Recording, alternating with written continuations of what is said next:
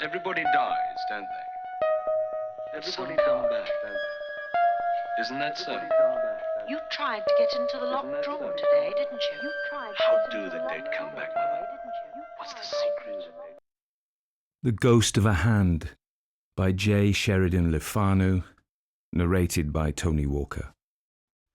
Miss Rebecca Chattersworth, in a letter dated late in the autumn of 1753, gives a minute and curious relation of occurrences in the tiled house, which, it is plain, although at starting she protests against all such fooleries, she has heard with a peculiar sort of particularity. I was for printing the entire letter, which is really very singular as well as characteristic, but my publisher meets me with his veto, and I believe he is right. The worthy old lady's letter is, perhaps, too long, and I must rest content with a few hungry notes of its tenor. That year, and somewhere about the 24th of October, there broke out a strange dispute between Mr. Alderman Harper of High Street, Dublin, and my Lord Castle Mallard, who, in virtue of his cousinship to the young heir's mother, had undertaken for him the management of the tiny estate on which the tiled, or tiled with a Y house, for I find it spelled both ways, stood. This Alderman Harper had agreed for a lease of the house for his daughter, who was married to a gentleman named Prosser. He furnished it, and put up hangings, and otherwise went to considerable expense.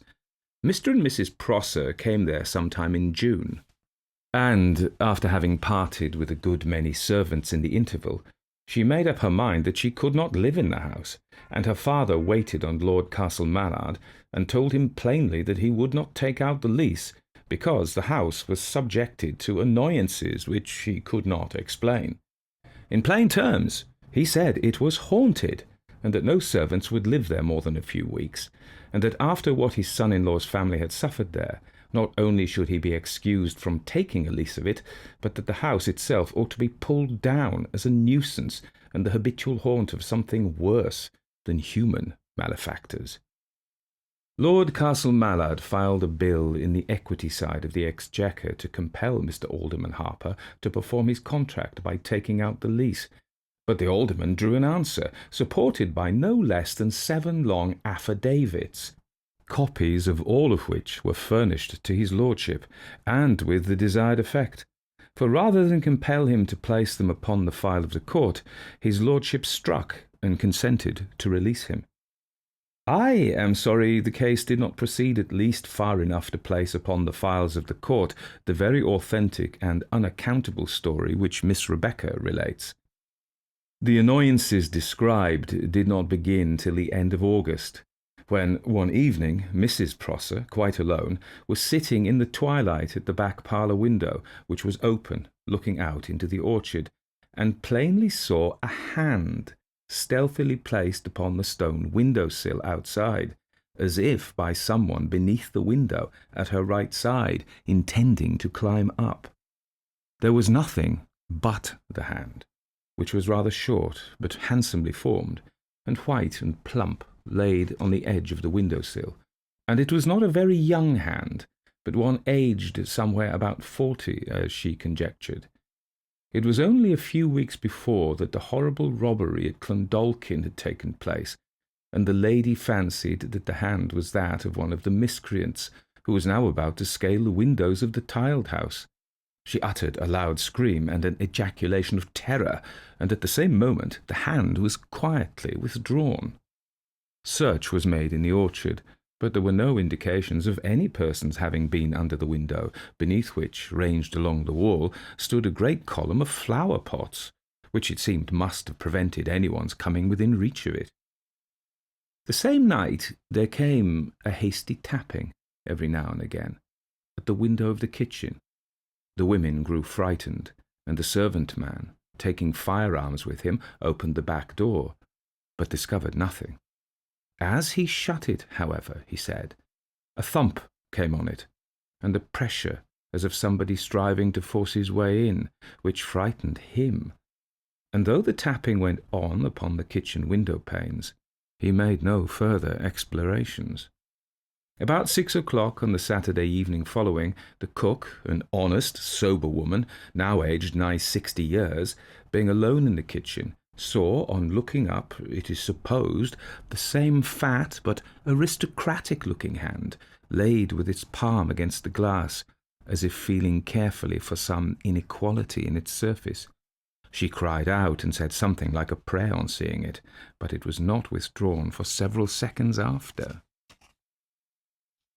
After this, for a great many nights, there came at first a low and afterwards an angry rapping, as it seemed, with a set of clenched knuckles at the back door, and the servant-man would not open it, but called to know who was there, and there came no answer, only a sound as if the palm of the hand was placed against it and drawn slowly from side to side with a sort of soft, groping motion. All this time, sitting in the back parlour, which for the time they used as a drawing-room, Mr. and Mrs. Prosser were disturbed by rappings at the window, sometimes very low and furtive, like a clandestine signal, and at others sudden, and so loud as to threaten the breaking of the pane. This was all at the back of the house, which looked upon the orchard, as you know, but on a Tuesday night, at about 9:30, there came precisely the same rappings at the hall door, and went on, to the great annoyance of the master and terror of his wife, at intervals for nearly 2 hours. After this, for several days and nights, they had no annoyance whatsoever, and began to think that the nuisance had expended itself. But on the night of the 13th September, Jane Easterbrook, an English maid, having gone into the pantry for the small silver bowl in which her mistress's posset was served, happening to look up at the little window of only 4 panes, observed, through an auger hole which was drilled through the window frame for the admission of a bolt to secure the shutter, a white, pudgy finger. First the tip, and then the 2 first joints introduced, and turned about this way and that, crooked against the inside, as if in search of a fastening which its owner designed to push aside. When the maid got back into the kitchen, we are told she fell into a swoon, and was all the next day very weak. Mr. Prosser being, I've heard, a hard-headed and conceited sort of fellow, scouted the ghost, and sneered at the fears of his family. He was privately of the opinion that the whole affair was a practical joke or a fraud, and waited an opportunity of catching the rogue, flagrante delicto. He did not long keep this theory to himself, but let it out by degrees with no stint of oaths and threats, believing that some domestic traitor held the thread of the conspiracy. Indeed, it was time something were done, for not only his servants, but good Mrs. Prosser herself had grown to look unhappy and anxious.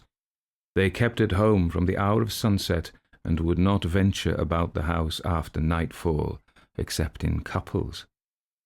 The knocking had ceased for about a week, when one night Mrs. Prosser, being in the nursery, her husband, who was in the parlour, heard it begin, very softly, at the hall door. The air was quite still, which favoured his hearing distinctly. This was the first time there had been any disturbance at that side of the house, and the character of the summons was changed. Mr. Prosser, leaving the parlour door open, it seems, went quietly into the hall. The sound was that of beating on the outside of the stout door, softly and regularly, with the flat of the hand. He was going to open it suddenly, but changed his mind, and went back very quietly, and on to the head of the kitchen stair, where there was a strong closet over the pantry, in which he kept his firearms, swords, and canes. Here he called his manservant, whom he believed to be honest, and with a pair of loaded pistols in his own coat pockets, and giving another pair to him, he went as lightly as he could, followed by the man, and with a stout walking cane in his hand, forward to the door. Everything went as Mr. Prosser wished. The besieger of his house, so far from taking fright at their approach, grew more impatient, and the sort of patting which had aroused his attention at first assumed the rhythm and emphasis of a series of double knocks. Mr. Prosser, angry, opened the door with his right arm across, cane in hand. Looking, he saw nothing, but his arm was jerked up oddly, as it might be with the hollow of a hand, and something passed under it with a kind of gentle squeeze. The servant neither saw nor felt anything, and did not know why his master looked back so hastily, cutting with his cane and shutting the door with so sudden a slam. From that time, Mr. Prosser discontinued his angry talk and swearing about it, and seemed nearly as averse from the subject as the rest of his family. He grew, in fact, very uncomfortable, feeling an inward persuasion that when in answer to the summons he had opened the hall door, he had actually given admission to the besieger. He said nothing to Mrs. Prosser, but went up earlier to his bedroom, where he read a while in his Bible and said his prayers. I hope the particular relation of this circumstance does not indicate its singularity. He lay awake for a good while, it appears, and as he supposed, about 12:15 he heard the soft palm of a hand patting on the outside of the bedroom door, and then brushed slowly along it. Up bounced Mr. Prosser, very much frightened, and locked the door, crying, "Who's there?" but receiving no answer, but the same brushing sound of a soft hand drawn over the panels, which he knew only too well. In the morning, the housemaid was terrified by the impression of a hand in the dust of the little parlour table, where they had been unpacking delft and other things the day before. The print of the naked foot in the sea sand did not frighten Robinson Crusoe half so much. They were by this time all nervous, and some of them half crazed about the hand. Mr. Prosser went to examine the mark and made light of it, but as he swore afterwards, rather to quiet his servants than from any comfortable feeling about it in his own mind. However, he had them all, one by one, into the room, and made each place his or her hand, palm downward, on the same table, thus taking a similar impression from every person in the house, including himself and his wife. And his affidavit deposed that the formation of the hand so impressed differed altogether from those of the living inhabitants of the house, and corresponded with that of the hand seen by Mrs. Prosser and by the cook.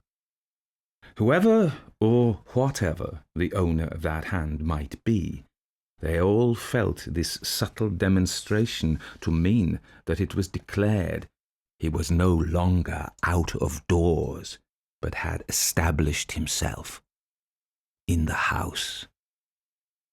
And now Mrs. Prosser began to be troubled with strange and horrible dreams, some of which, as set out in detail in Aunt Rebecca's long letter, are really very appalling nightmares.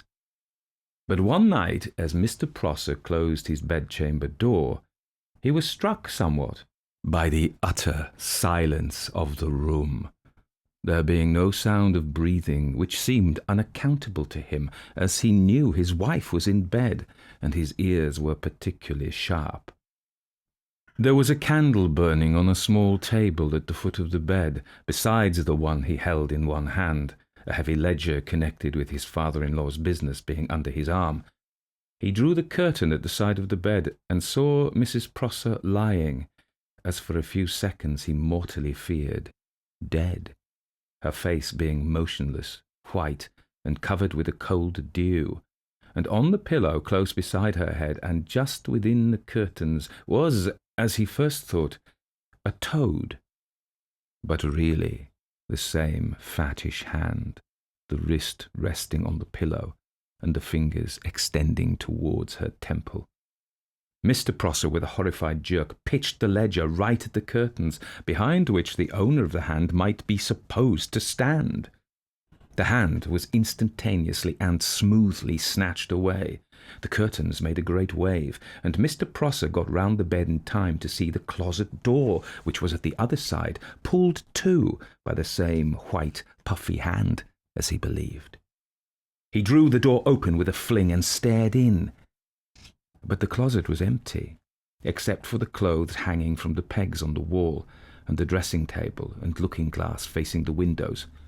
He shut it sharply and locked it, and felt for a minute, he says, as if he were like to lose his wits. Then, ringing at the bell, he brought the servants, and with much ado they recovered Mrs. Prosser from a sort of trance, in which, he says, from her looks, she seemed to have suffered the pains of death. And Aunt Rebecca adds, from what she told me of her visions with her own lips, he might have added, and of hell also. But the occurrence which seems to have determined the crisis was the strange sickness of their eldest child, a little boy aged between 2 and 3 years. He lay awake seemingly in paroxysms of terror, and the doctors who were called in set down the symptoms to incipient water on the brain. Mrs. Prosser used to sit up with the nurse by the nursery fire, much troubled in mind about the condition of her child.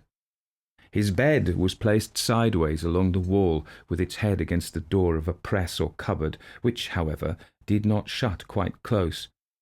There was a little valance about a foot deep round the top of the child's bed, and this descended within some 10 or 12 inches of the pillow on which it lay. They observed that the little creature was quieter whenever they took it up and held it in their laps. They had just replaced him, as he seemed to have grown quite sleepy and tranquil. But he was not 5 minutes in his bed when he began to scream in one of his frenzies of terror. At the same moment the nurse, for the first time, detected, and Mrs. Prosser equally plainly saw, following the direction of her eyes, the real cause of the child's sufferings. Protruding through the aperture of the press, and shrouded in the shade of the valance, they plainly saw the white, fat hand, palm downwards, presented towards the head of the child. The mother uttered a scream and snatched the child from his little bed, and she and the nurse ran down to the ladies' sleeping room, where Mr. Prosser was in bed, shutting the door as they entered, and they had hardly done so when a gentle tap came to it from the outside. There is a great deal more, but this will suffice. The singularity of the narrative seems to me to be this, that it describes the ghost of a hand, and no more. The person to whom that hand belonged never once appeared, nor was it a hand separated from a body, but only a hand, so manifested and introduced that its owner was always, by some crafty accident, hidden from view. In the year 1819, at a college breakfast, I met a Mr. Prosser, a thin, grave, but rather chatty old gentleman, with very white hair drawn back into a pigtail, and he told us all, with a concise particularity, a story of his cousin James Prosser, who, when an infant, had slept for some time in what his mother said was a haunted nursery, in an old house near Chapel Izard, and who, whenever he was ill, over-fatigued, or in any wise feverish, suffered all through his life as he had done from a time he could scarcely remember, from a vision of a certain gentleman, fat and pale, every curl of whose wig, every button and fold of whose laced clothes, and every feature and line of whose sensual, benignant, and unwholesome face was as minutely engraven upon his memory as the dress and lineaments of his own grandfather's portrait, which hung before him every day at breakfast, dinner, and supper. Mr. Prosser mentioned this as an instant of a curiously monotonous, individualized, and persistent nightmare, and hinted the extreme horror and anxiety with which his cousin, of whom he spoke in the past tense, as poor Jemmy, was at any time induced to mention it.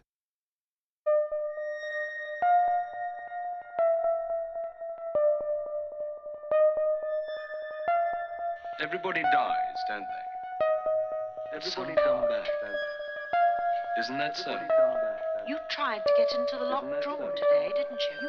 How do the dead come back, Mother? What's the secret? So that was The Ghost of a Hand by Joseph Sheridan Le Fanu. And it is actually excerpted from his novel, The House by the Churchyard. And the novel was first published in 1863 by William Tinsley. And this story is often taken out of that and anthologized because it's a very good standalone tale, as I'm sure you agree. When I was reading it, I was struck by how authentic it sounds. Now, I've got a book called Glimpses of the Supernatural by Reverend Frederick George Lee. And he collected the so-called true ghost stories in a similar period to Le Fanu there. And he's not the only one. I've got other books. I can't remember the names of the editors, but there was one by a Lord So-and-so's Ghost book.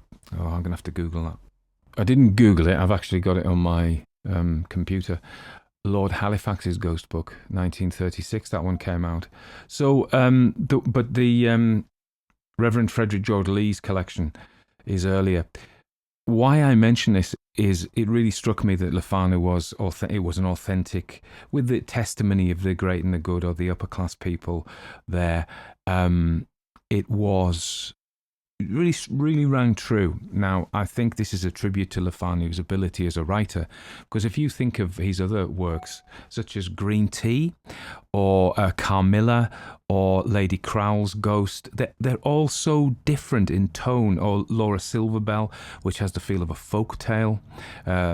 Carmilla feels like it's earlier than Dracula, but it feels like a Gothic novel. This feels like a real account. Madame Crowell's Ghost is written in Northern English dialect, and when I did that, I was channeling my grandmother, trying to talk as much like she used to as possible. People didn't believe that anybody really talked like that. There were some comments saying that I'd made the accent up, but no, I hadn't. And Laura Silverbell set in Northumberland, and I say elsewhere that Le Fanu seems to have had a lot of knowledge about how the people of the far north of England speak. But although an Irishman himself, so he himself was born on the 28th of August 1814 in Dublin into a literary family. His father, Thomas Philip Le Fanu, was a Church of Ireland clergyman, so the Protestant church, the ascendancy church, if you like, kind of associated with the British presence in Ireland, really.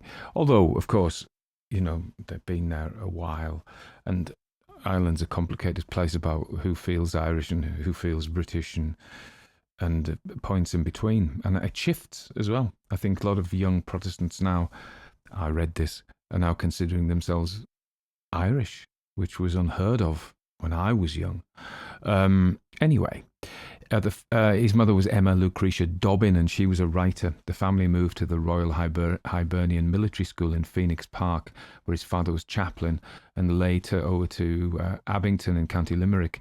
Le Fanu educated himself using his father's library and began writing poetry at a young age. He attended Trinity College Dublin to study law, but chose to pursue journalism and literature instead. So you see that, in fact, they are Protestants and they're Huguenots. They were, and the Huguenots were the Protestant refugees from Catholic France, because for many centuries, a number of centuries in Europe, the continent was riven between Catholics and Protestants, and who killed each other with depressing regularity.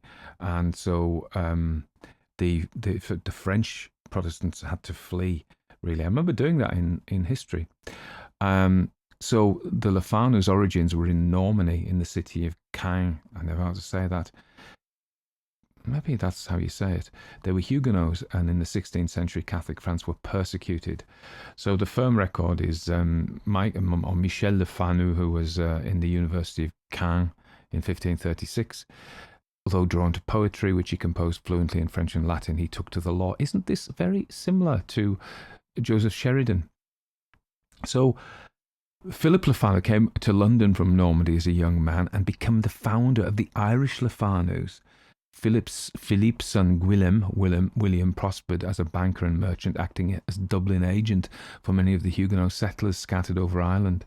Significantly, and of course the British were keen to settle Protestants in their Catholic possessions. So it was like, let's flip the card over. So the Huguenots, who were persecuted Protestants in France, in a Catholic country where Catholicism was in power, were then shipped to the other side, where in Ireland, where the ascendant power was Protestant and kind of persecuting the Catholics in many ways. Well, yeah, probably it was illegal.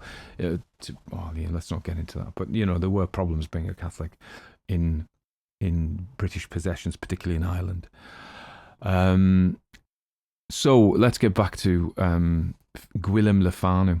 He was appointed trustee and actor for playwright Tom Sheridan when in 1764 debts incurred in various theatrical ventures in Dublin and London drove him to live in France. Tom Sheridan was soon back in London, assisting his famous younger son, Richard Brinsley Sheridan, in the management of the Drury Lane Theatre. So there's all this, and Le Fanu, Joseph Sheridan Le Fanu, worked in the theatre in Dublin as well. And I've said this before, one of his employees was Bram Stoker, who later was famously associated with the theatre in the Garrick, Garrick in England. Okay, I've wandered a long way from this story. Maybe. Le Fanu began his literary career in 1838 with contributions to the Dublin University magazine, including his first ghost story, The Ghost and the Bone Setter. He married Susan Bennett in 1844, with whom he had 4 children. He became a prominent figure in Irish journalism, and he owned several newspapers. Did he employ... I think it was in the theatre that he employed Stoker, but I don't have those details to hand now. You'd think I'd remember, wouldn't you? But I don't. He is best known for his gothic horror and mystery fiction, including Uncle Silas, Carmilla and the House by the Churchyard. M.R. James, a later generation, held that Joseph Sheridan Le Fanu was absolutely in the first rank as a writer of ghost stories, and I think he is. I honestly think he is. Let's have a closer look at this story, The Ghost of a Hand. It's fundamentally a gothic ghost story, explores the classic gothic themes of fear, the supernatural, and the boundaries between reality and unknown, with a little bit about madness. I mean, it's not explicit in this, but at one point the guy says he thought he was going to lose his wits, and there's an implication that Mrs. Prosser, her nerves are certainly strained. So the tiled house, it's the gothic haunted house. It sets the stage. It's with decay and isolation. I'm not sure that's true. The spectral hand embodies the supernatural, clearly a core gothic theme, creating an eerie and mysterious presence. The constant knocking and unexplained disturbances heighten the sense of terror and suspense. And I think one of the key things is, with good ghost stories, is you raise a question and you don't answer it. So what does it want? What is the ghost? What is and I think if you explain too much, I've said this many times before, you make safe what is explained. It's as if, there's that awful, creepy, nasty thing come out of a tomb and it's it's just a vampire. We know what to do with vampires. Don't invite it in. Shoot it with a silver bullet. Oh no, that's werewolves. But we know what to do with them. And as soon as we kind of get a tape on it, then it's not as scary. And think of how I keep coming back to this, in Alien, when the monster, in the first Alien film, the monster is wandering around in the spaceship and we don't see it. It is far scarier, and then we see it and it's fairly scary, but it loses something. And I think the masters, certainly James himself, and I keep coming back to this, what on earth is that thing in the mezzo tint? What on earth happens in the story of an appearance and a disappearance? What's going on with the linen stuff in Whistle and I'll Come to You? And of course, again, and I would kind of say, we have Le Fanu, next generation we have M.R. James, we have a lot of close runners up. And then I think we have Robert Aikman, and Aikman, again, doesn't spell things out, and it's just like out of joint, and I think it makes it scarier. And that is one of the issues about this hand. It's just so odd and weird. Funnily enough, I did a similar story. There's a couple of stories about things like this, isn't there? I don't know if you heard the story I did by Sabine Baring Gould, about the finger, a dead finger, where there's this finger wandering around. And then, of course, there's the W.F. Harvey story, The Beast with Five Fingers, which is also about a disembodied hand, which really, the first time I ever saw the movie, 1946 make of it, I was really scared. And then, a bit after that, when I was a bit older, I saw it and I thought it was actually really comic. But so there are a couple of stories about disembodied hands wandering around. There's probably a subgenre of the spectral hand. Okay, this is some of the notes I'd made, and I read these and I think, what were you thinking of? The spectral hand itself stands out as a significant symbol. I agree with myself so far. Its partial visibility represents the incomplete intrusion of the supernatural into the natural world, embodying the terror of the unknown. Well, the first bit is actually, I think, oh, that's quite a clever thought, Tony. The second one is like, embodying the terror of the unknown? Maybe. The hand, which is never fully seen, maintains an aura of mystery and menace, which is basically what I've been saying. Highlighting the character's fear of what lies beyond their understanding. And of course, this is, again, I keep coming to this, the way the human brain works. What we don't understand, we fill in. And it's always bad. So you're standing outside a darkened room and you imagine what's in the darkened room. And in most parts, it's not good what you imagine. And you're a bit on edge, whereas it's probably just got a sofa in and some sticks of rock and maybe your toothless granny. I've got a funny story to tell you, but I don't know if I'm safe to do that these days. Well, I'll tell you anyway. When I was working, I had just joined this team, and a lady who I later worked for, a nurse manager, what you call her sister, she came up and she said, "Oh, I need a male nurse to come with me and administer an antipsychotic injection to somebody who didn't really want it." And they lived in this, I'm not kidding you, it was a medieval abbey. They're not there now. I'm hoping I don't let out of the bag where it is, because it's a very special place. It was a medieval abbey, and there are the ruins of the medieval ruins in the grounds, but then there'd been a massive Victorian mansion built there, fair enough, which then had fallen into some disrepair because I believe that there were absentee landlords and they lived away, and they'd hired this caretaker to come in, and he and his wife, and they had 2 children, they'd been there for many years, and his wife died. I remember the first time I went in, they'd had the funeral for the wife in one of the big rooms, and it was in dilapidated state because there was holes in the ceiling, and they used to have these tin buckets collecting water, but there were these dried floral tributes still all around the room. They hadn't cleared them away, and they're just these dead flowers all around this massive hall. And there was a front door that you went up. There were various doors, but there was one up these stairs. That was the first time I went in, and the daughter was a fae kind of creature, and she'd be about in her 40s or 50s, and she would wander round the lanes at night in a silk scarf. And I remember the local GP who we had there said once she jumped out on him as he was driving past to say that he needed to come to see to her father, because her father sadly got dementia. So another time we were called to them. This is a long, complicated thing. We had to have the police, and we tried to get into the cellars, and they'd blockaded it against us. And we got in, and it was dark. And we were in this room with no lights. It's this massive mansion. And my colleague said there's somebody in that seat. It wasn't a rocking chair. And it was the dad, and they just let him sitting in the dark. I mean, she fed him, and he had a cold bowl of soup. But they were very eccentric.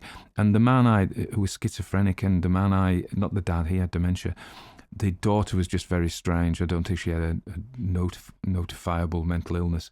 But the son, who I actually came to really like and get on really well with, but he was pretty mad, and he used to stalk around and wander around the corridors, and the top corridors didn't have carpets or anything. It was just room after room after room was empty, and because he didn't want us to inject him, fair enough, although he he accepted it the first time, he would run around with a hammer. So we had to go in with the police because he barricaded the door and was threatening to stave our heads in with hammers. We only had one hammer, to be fair. So we tried to get in underneath, and we had to abandon it because the police command said it was too dangerous. We were going through the cellars, and then we did get in, and there were no police with us at that time. It was just me and a social worker, and we found the dad in this room. We didn't find any of the other members of the family, and I was just so gothic. It was fantastic, but as I said, and I said too, I had some conscience issues here, because the issue was, the son was really desperately mentally ill. So we were going to treat him, and the idea. And I said to my social worker, we had this chat, what we're going to do is we're going to come in here, we're going to say they can't live like this. The state will say they can't live like this. So what we'll do, in their best interests, we will remove the father to a care home where he can be nursed properly for his dementia. We will remove the son to a psychiatric unit where he can be treated for his schizophrenia. And the daughter won't cope on her own. And the whole place will fall apart. And sure enough, that's pretty much what happened. The father went to a care home. They washed him, they cleaned him, they fed him, and he was dead within 3 months. And the son moved out, got him his own flat in the town. Was he happier?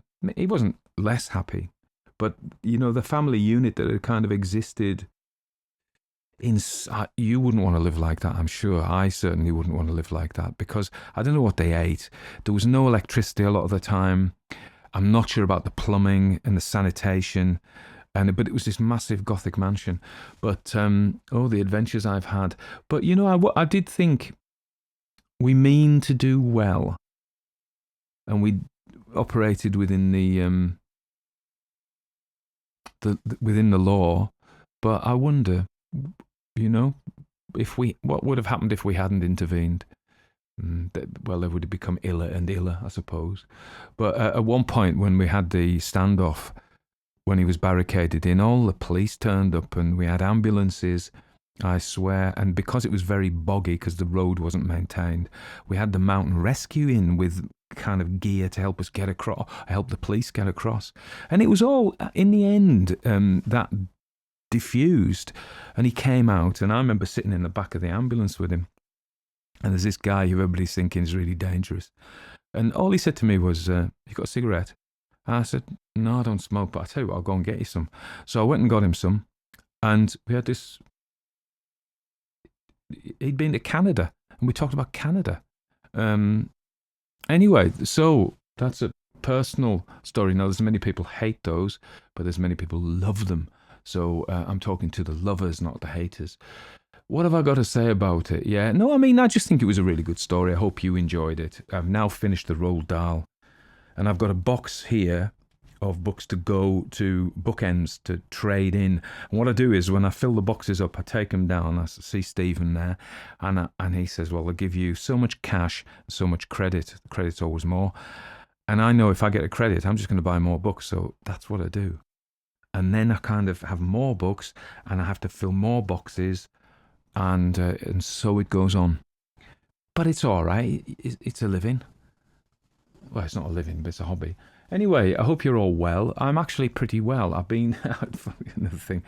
I decided, as I'm getting on in years, I need to do something about my health. So there's this lad I went to see called Ryan. I was talking about him the other day, and I've had my first personal trainer session for me, a 63-year-old bloke. And so I ain't going to be a bodybuilder, but I enjoyed it. My arms didn't work properly. I'm trying to drive the car, and I'm thinking my arms are just so weak I can't turn the steering wheel. But I did manage to do it. But so it's to stave off frailty. And you might say, accept your frailty. Stop being so fancy pants about it.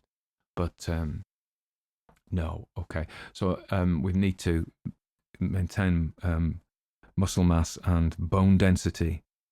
I tell you why this is prompted, because I saw how frail my mother became at the end, and how her mobility was almost non-existent, and how she was in pain from her arthritis. And I thought, you know what, I don't really want to be like that. So is there something we can do about it? So that's where I've been today. And then the printer broke, and then, oh dear. But then the sun comes and goes. But anyway, And then Sheila's going away this weekend to this festival, so I've got to get the tent and everything out for her. So that's what I'm going to do right now.